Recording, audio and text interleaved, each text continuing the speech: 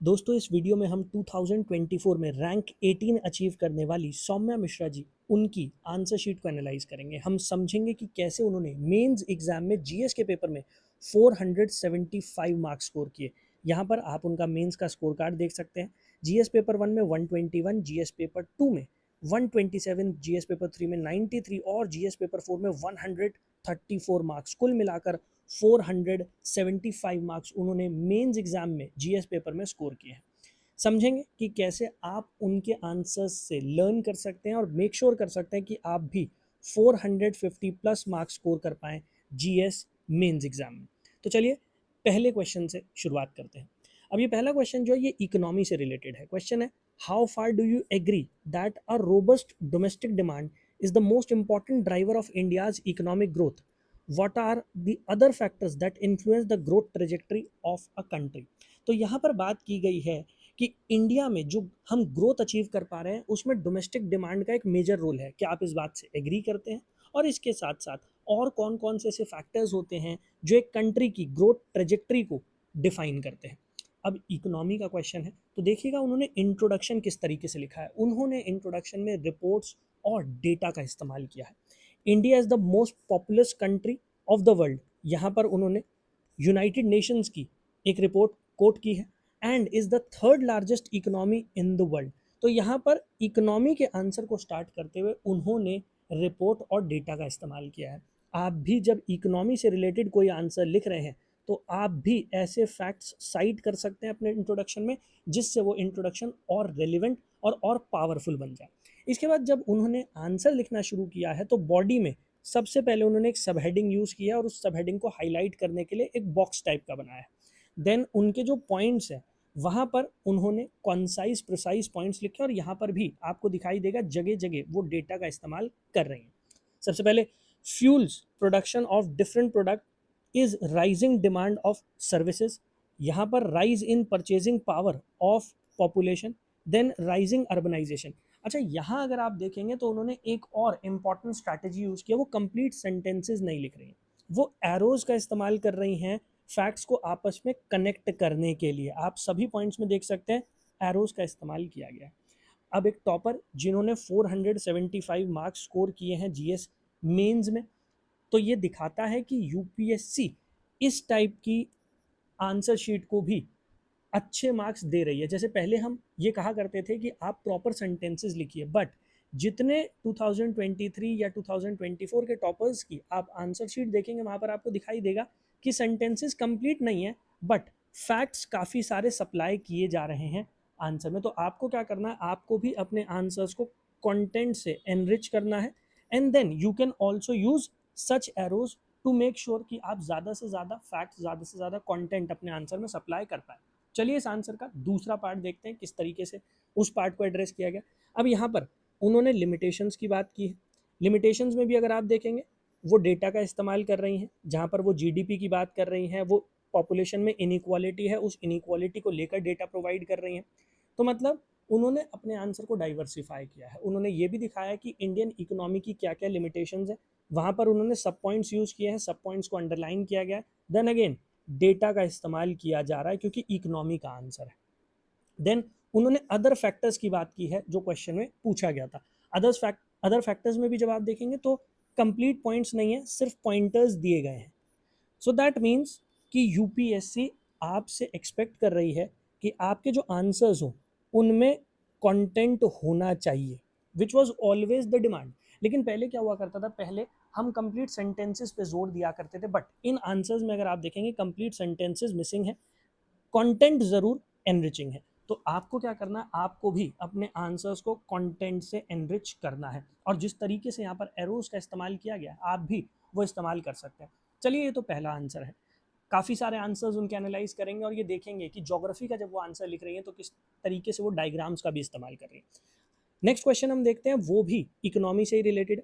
Macro economic stability is not solely dependent on quantity of foreign exchange reserve but also on strategy and resources on which they are built, discuss in an Indian context. तो यहाँ पर आपको foreign exchange reserve और इसके साथ साथ बाकी strategies और सोर्सेज उनके बारे में बात करनी है। अगेन क्योंकि इकोनॉमी का आंसर है, उन्होंने फिर से जो स्टार्टिंग की है वो वर्ल्ड बैंक की रिपोर्ट और उस रिपोर्ट में दिए गए डेटा उसको साइट करके शुरुआत की है।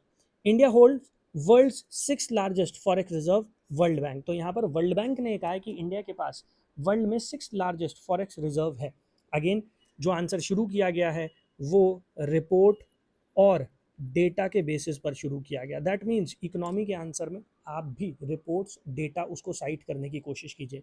देन उन्होंने जब बॉडी शुरुआत की है तो फिर से उन्होंने एक सब हेडिंग यूज़ किया और सब हेडिंग को हाईलाइट करने के लिए एक बॉक्स में उसे लिखा।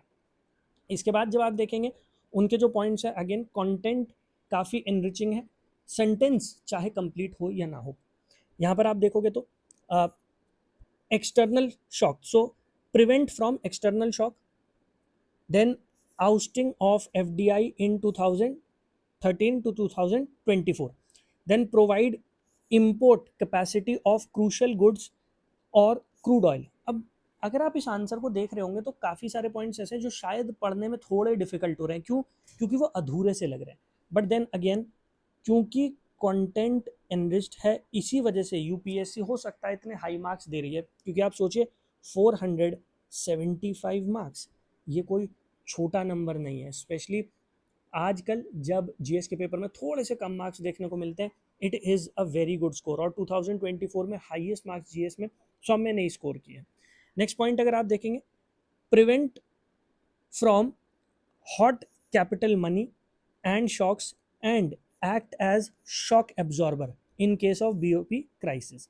इसके बाद वो बात कर रही हैं, अभी तक जो बात की वो बात की है फॉरेन एक्सचेंज रिजर्व के ऊपर। अब जो आंसर शुरू हो रहा है वहां पर वो स्ट्रैटेजी और अदर सोर्सेज की बात कर रही है।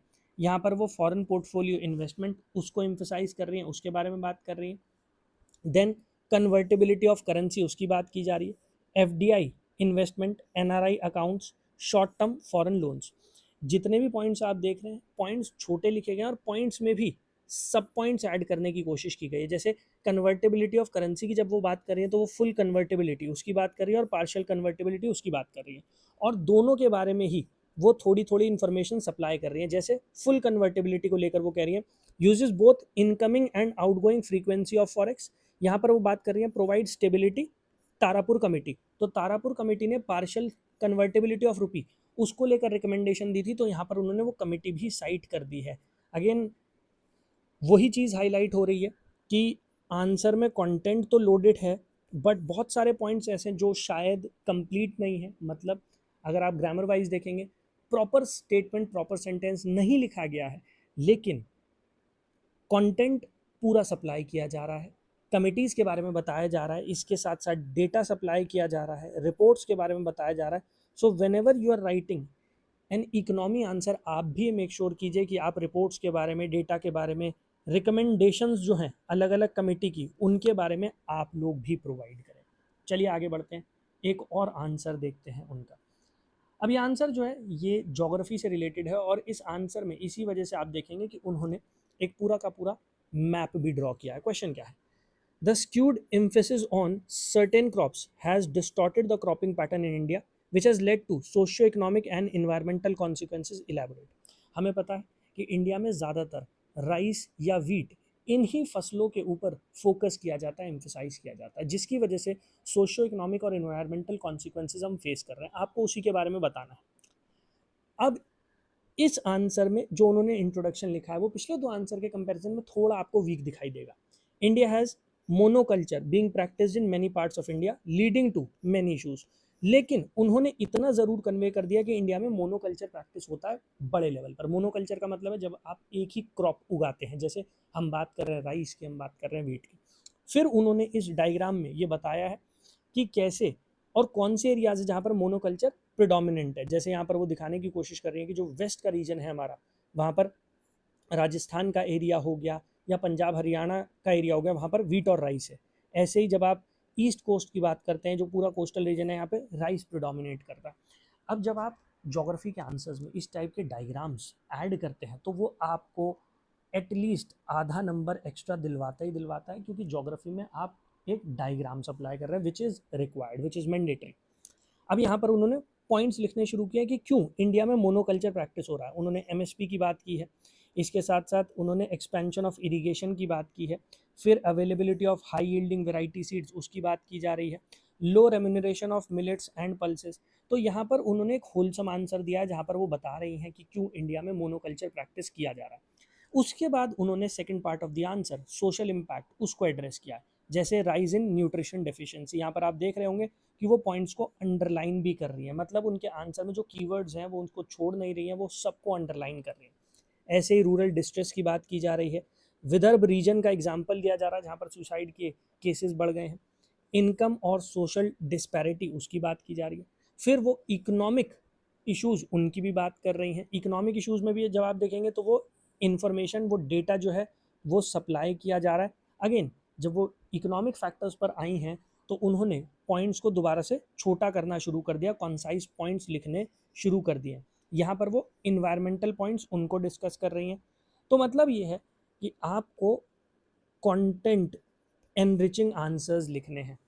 अगर इसके लिए आपको थोड़ा सा अपनी लैंग्वेज के साथ कॉम्प्रोमाइज़ करना पड़े, थोड़ा सा स्टेटमेंट्स इनके साथ कॉम्प्रोमाइज़ करना पड़े, वो चलेगा। क्योंकि जब एक टॉपर 475 मार्क्स स्कोर कर रही है और उनकी आंसर शीट में क्लियरली ये दिखाई दे रहा है कि वो सभी आंसर्स में एक पैटर्न फॉलो कर रही हैं, तो आप भी उस पैटर्न को फॉलो कर सकते हैं। मेक श्योर आपके पास अच्छा कंटेंट है और आप उस कंटेंट को अच्छी तरीके से अपने आंसर्स में यूज़ कर पा रहे हैं, चाहे आप proper statements, proper sentences use कर रहे हैं या नहीं। एक और आंसर देखते हैं। Write an explanatory note on causes and impacts of avalanches, also highlight the various strategies to mitigate with a special emphasis on NDMA guidelines. तो बेसिकली आपको एवलांच के कॉज, उसके इम्पैक्ट और इसके साथ साथ कैसे हम एवलांच को मिटिगेट कर सकते हैं, एनडीएमए की क्या क्या गाइडलाइंस हैं, आपको उसके बारे में बात करनी है। अब उन्होंने इंट्रोडक्शन में क्या लिखा है, avalanche is a type of landslide that involves movement of solid debris down slope in force of gravity, in force of gravity. आप जब आप इस आंसर का इंट्रोडक्शन पढ़ेंगे, बहुत प्लेन एंड सिंपल है, उन्होंने क्लियरली एवलांच क्या होता है उस एवलांच को बस एक्सप्लेन कर दिया। अगेन बहुत अच्छा तरीका है इंट्रोडक्शन लिखने का। अगर आप ज्योग्राफी के आंसर्स लिख रहे हैं तो ज्योग्राफी के जो जियोफिजिकल फिनोमिनन्स हैं आप उनको एक्सप्लेन कर सकते हैं, यहाँ पर उन्होंने वही करने की कोशिश की है। देन उन्होंने कॉज क्या है एवलांच वो बताया है। इसके साथ साथ अगेन उन्होंने एक डायग्राम बना दिया, इंडिया का मैप बना दिया और बता दिया कि कहाँ कहाँ अवलांच ज़्यादा देखने को आपको मिलते हैं। तो हिमालयन रीजन में दिखा दिया गया, सिक्किम में दिखा दिया गया, वेस्टर्न घाट्स उन्होंने हाईलाइट कर दिया। फिर उन्होंने कॉजेज़ की बात की है, जहाँ पर नेचुरल कॉजेज़ अगेन आप देखेंगे तो नेचुरल कॉजेज़ को बहुत प्रिसाइज, बहुत कॉन्साइज मैनर में लिखा गया। एंथ्रोपोजेनिक मतलब ह्यूमन में फैक्टर्स की आप बात करेंगे तो वहाँ पर भी आप देखोगे तो बहुत ही प्रिसाइज वे में उन पॉइंट्स को लिखा गया, हाईलाइट किया गया। इसके आगे जब उन्होंने इम्पैक्ट को मिटिगेट करने की बात की है तो उससे पहले उन्होंने बताया कि भाई क्या क्या इम्पैक्ट्स होते हैं, इमीडिएट क्या है, लॉन्ग टर्म इम्पैक्ट्स क्या हैं। तो इमीडिएट में लॉस ऑफ लाइफ की बात कर रही है, displacement of people, disruption of daily life.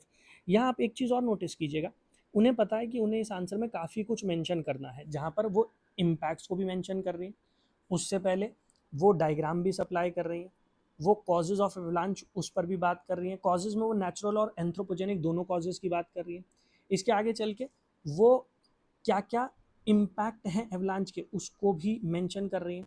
और इसी वजह से उन्होंने क्या किया है, उन्होंने पेज का यूटिलाइजेशन बहुत अच्छी तरीके से किया। बहुत सारे बच्चे क्या करते हैं, वो इमीडिएट इम्पैक्ट लिखेंगे और उसके नीचे यहाँ पर लॉन्ग टर्म इम्पैक्ट लिखेंगे, लेकिन वो ऐसा नहीं कर रहे, वो उसके साइड में ही लिख रहे हैं क्योंकि उन्हें पता है कि अभी मुझे एनडीएमए की जो गाइडलाइंस है उनको भी मेंशन करना है।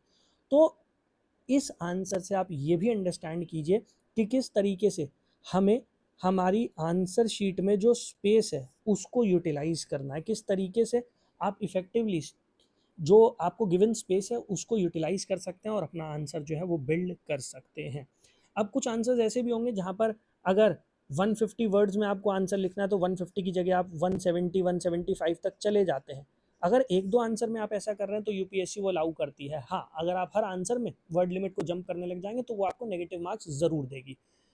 तो टॉपर्स की आंसर की से आपको ये समझना चाहिए कि एक मॉडर्न फॉर्मेट क्या है आंसर राइटिंग का, किस तरीके से आप भी इस मॉडर्न फॉर्मेट को अपना सकते हैं। And you can also make sure कि आप 450 प्लस मार्क्स जीएस के पेपर्स में स्कोर कर पाएँ। आपका कोई भी सवाल है, कोई भी डाउट है, कमेंट सेक्शन में ज़रूर पूछिएगा। I will try and answer all your queries. Thank you. जय हिंद।